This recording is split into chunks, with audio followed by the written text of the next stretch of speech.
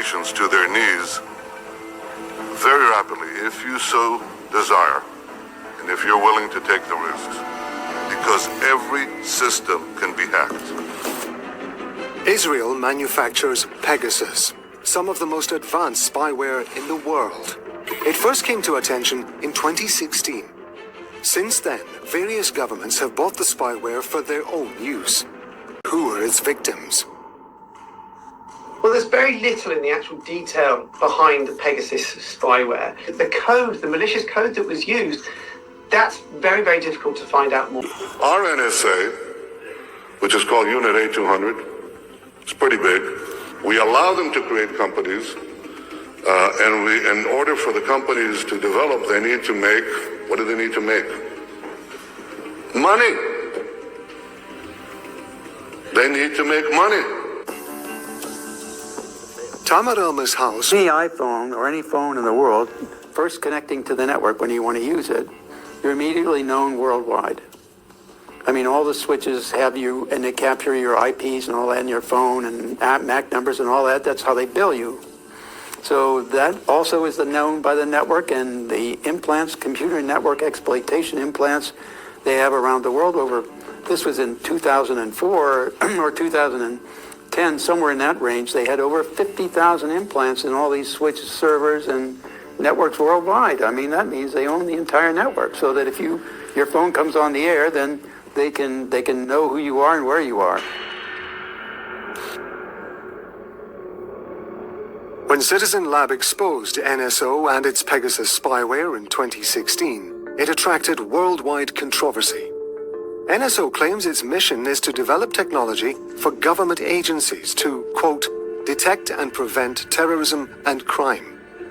However, the nature of its targets, the individuals whose phones have been hacked. In 2019, WhatsApp, owned by Facebook, accused NSO of hacking the popular communications tool. This raised fear amongst the huge numbers of global users of WhatsApp, especially for spyware. The conventional way to hack a smartphone is to send a suspicious message to the targeted phone that includes a short text and a link. When the user clicks on the link, software takes control of the phone and thus makes the device accept any command sent through the link.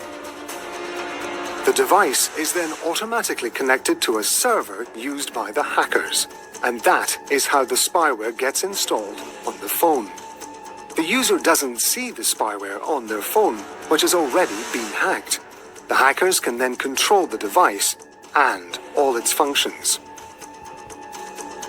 The main challenge for spyware is to find a vulnerability in the targeted phone, particularly as modern smartphone security protection techniques have developed significantly.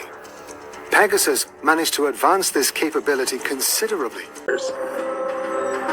Each supply of Pegasus spyware to its clients costs millions of dollars, and it can only be used for a limited period of time.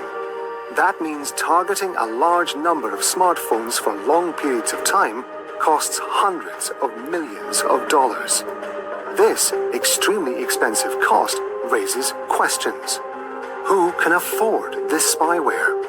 Who are NSO Group's main clients?